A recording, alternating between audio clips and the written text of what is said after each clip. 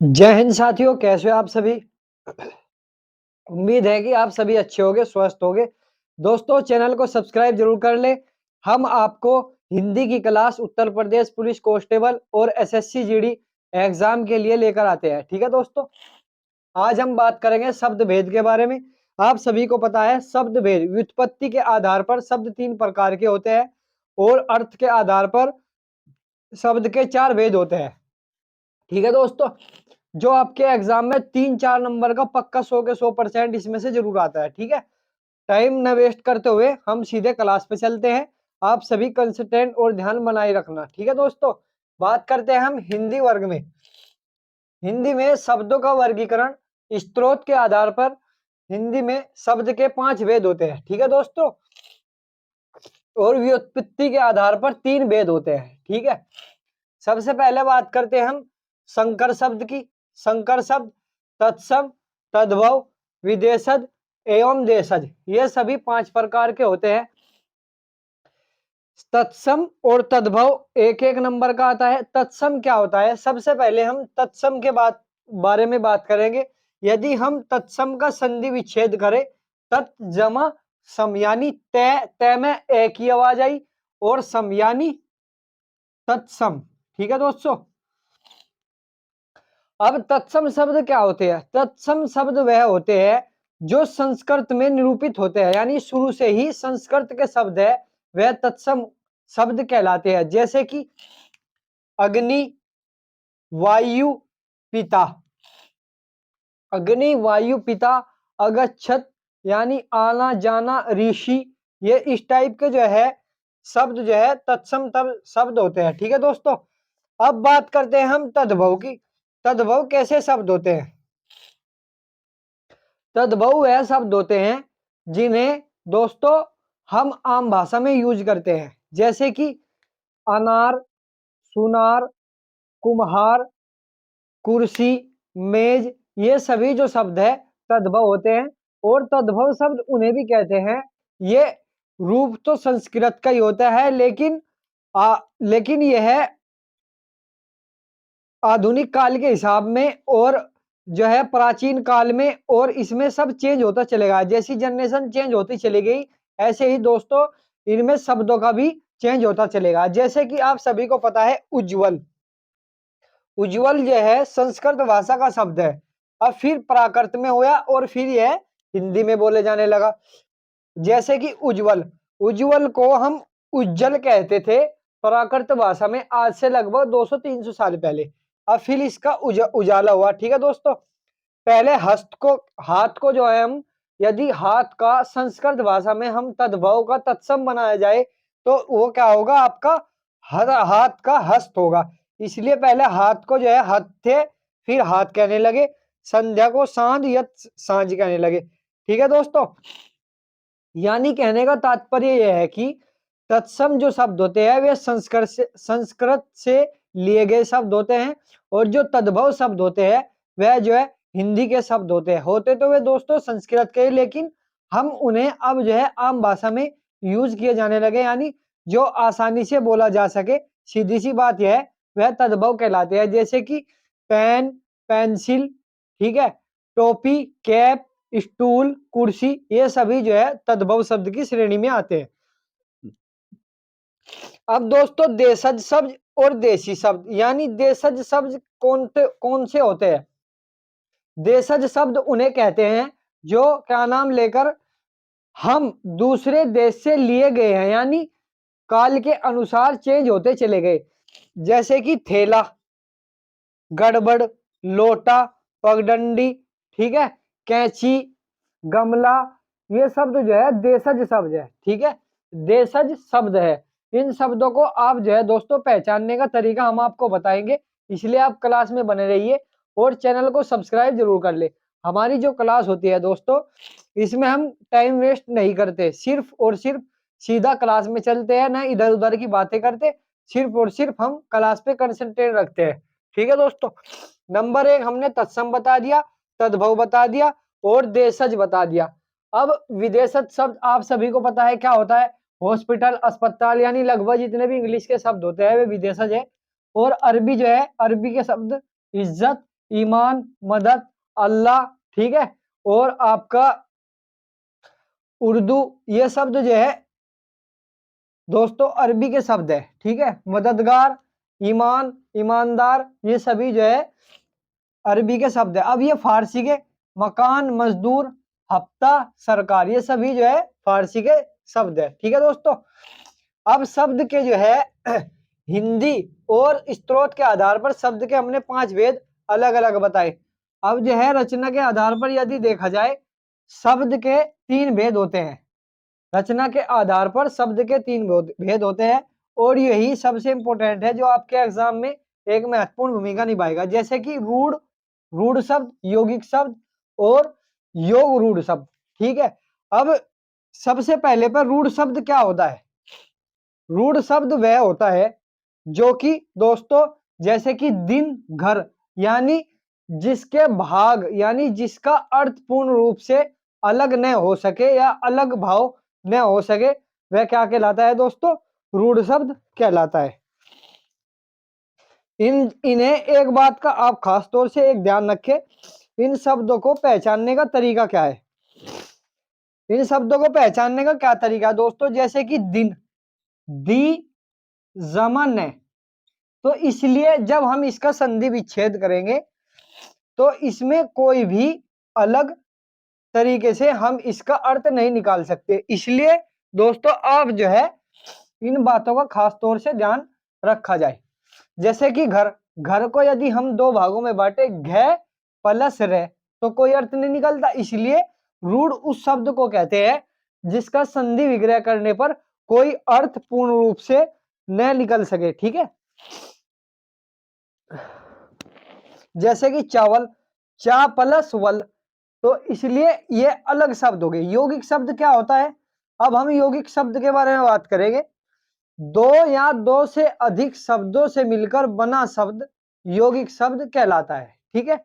2 या 2 से अधिक शब्दों से मिलकर बना शब्द यौगिक शब्द कहलाता है। जैसे कि दोस्तों विद्यालय, विद्यालय का यदि हम संधि विच्छेद करें तो क्या बनेगा? यो विद्या प्लस आल्य। अब इसके 2 अर्थ निकल गए। विद्या का मतलब क्या होता है दोस्तों? किताब, यानी जो हम ज्ञान ग्रहण कर रहे हैं उसे हम विद्या विद्या किताब को भी कहते हैं और जो है ज्ञान को भी कहते हैं। और घर को, आल्य का मतलब क्या हुआ? घर या स्कूल या कोई भी ऐसी जगह है जहां पर हम विद्यालय यानी जहां पर हम शिक्षा ग्रहण करते हैं। राजपुत्र, राजपुत्र का क्या हुआ? राजा का पुत्र, ठीक है दोस्तों। राजा का पुत्र, राजपुत्र क्या कहलाया? राजा का पुत्र। इसलिए इसमें दोनों शब्दों का अर्थ निकल रहा है, इसलिए यह यौगिक शब्द होगा। 2 शब्द हो गए, राजा और पुत्र, यानी 2 शब्द से मिला तो क्या बना? राजपुत्र, इसलिए यह यौगिक हुआ, ठीक है दोस्तों। अब योग रूढ़ शब्द क्या होता है? योग रूढ़ शब्द वह होता है, नंबर 1 पर हमने आपको रूढ़ बता दिया और नंबर 2 यौगिक बता दिया, नंबर 3 पर आएगा आपका रूढ़ शब्द।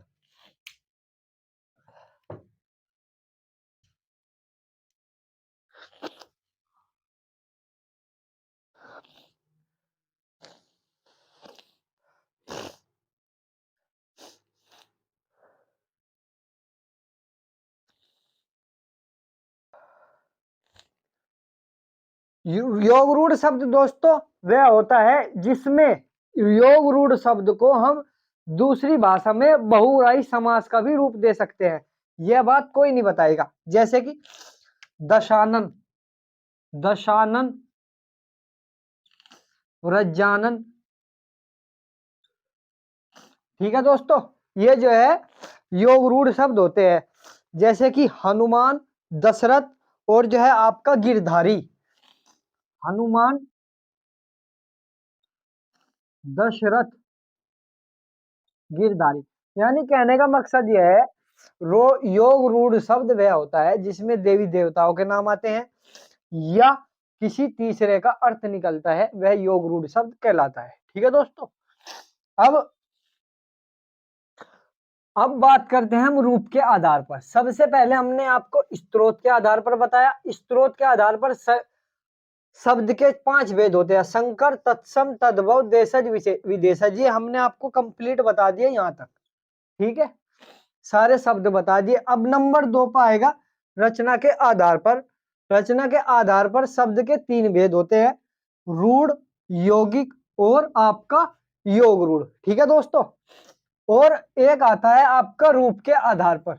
रूप के आधार पर संज्ञ, इसके दोस्तों शब्द के 2 भेद होते हैं। अब इसमें जो आता है आपका, एक तो आता है विकारी, एक आता है अविकारी, ठीक है दोस्तों।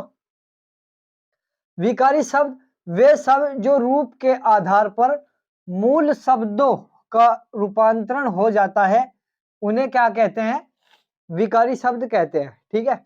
यानी जिनका लिंग में, संज्ञा में परिवर्तन हो जाता है या क्रिया में, वे जो है विकारी शब्द कहलाते हैं। जैसे कि संज्ञा, सर्वनाम, क्रिया, विशेषण।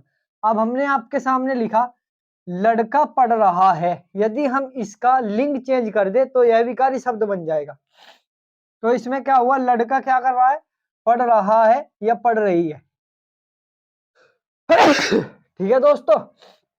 अब ये संज्ञा, सर्वनाम, क्रिया, विशेषण जितने भी होते हैं, यानी ये 4 होते हैं क्या, विकारी शब्द। संज्ञा, सर्वनाम, क्रिया, विशेषण। संज्ञा क्या होती है, किसी स्थान या वस्तु के नाम को संज्ञा कहते हैं।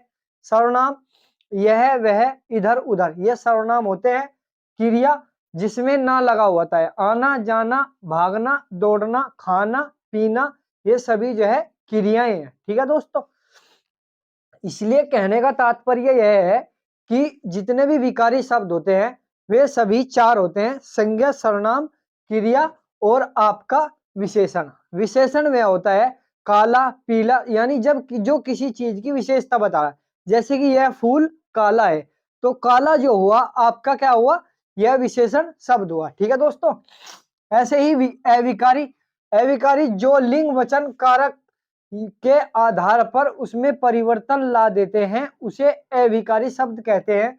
अविकारी शब्द भी 4 प्रकार के होते हैं दोस्तों, जैसे कि क्रिया विशेषण अवयव, ठीक है, क्रिया विशेषण अवयव, और आपका संबंध बोधक अवयव, और जो है समुच्चय बोधक और विसंधि बोधक, ठीक है दोस्तों।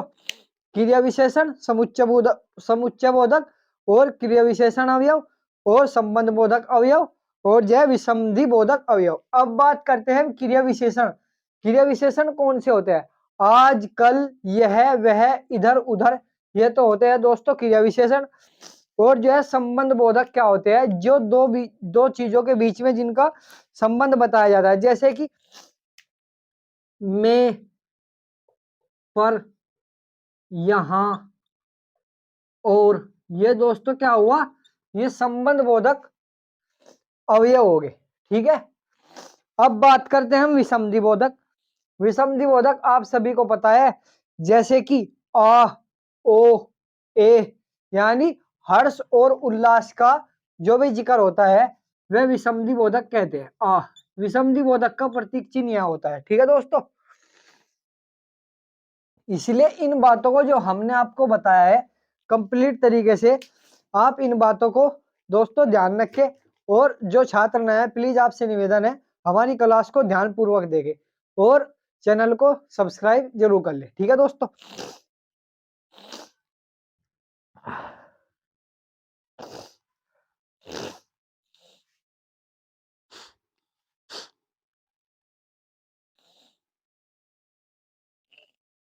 एक बार और हम आपके सामने रिवाइज कर रहे हैं इन सभी को, ठीक है। हमारी क्लास पर ध्यान देना और हमारी बातों पर भी दोस्तों ध्यान देना, ठीक है दोस्तों। चैनल को जरूर सब्सक्राइब करना। यदि हमारी क्लास किसी बच्चे ने देख ली ना, मैं गारंटी लेता हूं इस बात की दोस्तों, एक बार आप हमारी क्लास पे रिवाइज करिए और रिवाइज करने के बाद आप यह देखिए और फिर अपनी बुक में से, बुक कौन सी पढ़नी, लूसेंट की, या आप आदित्य प्रकाशन की बुक ले लेना, हिंदी की या किरण पब्लिकेशन की, सबसे अच्छी तो दोस्तों। क्योंकि यदि आपको डिस्क्रिप्टिव में पढ़ना तो लूसेंट की बुक लेना, और सबसे पहले तो आप क्लास में पढ़ना और फिर आप जो है बुक से रिवाइज करना, 100 के 100% आप आंसर कर दोगे। बात करते हैं हम दोस्तों शब्द। शब्द के दोस्तों आप सभी को पता है, शब्द व्युत्पत्ति के आधार पर वैसे तो 3 प्रकार के हो, अर्थ के आधार पर दोस्तों 5 प्रकार के होते हैं शब्द, ठीक है। अब नंबर 1, संकर, तत्सम, तद्भव, देशज, विदेशज। ठीक है दोस्तों, तत्सम जो है तत् प्लस सम। संकर शब्द क्या होते हैं? दो शब्दों से बने शब्द संकर शब्द कहलाए, जैसे कि रेल प्लस गाड़ी, रेलगाड़ी, रेल और गाड़ी, यानी एक विदेशी शब्द होगा और एक हमारे यहाँ का रेल।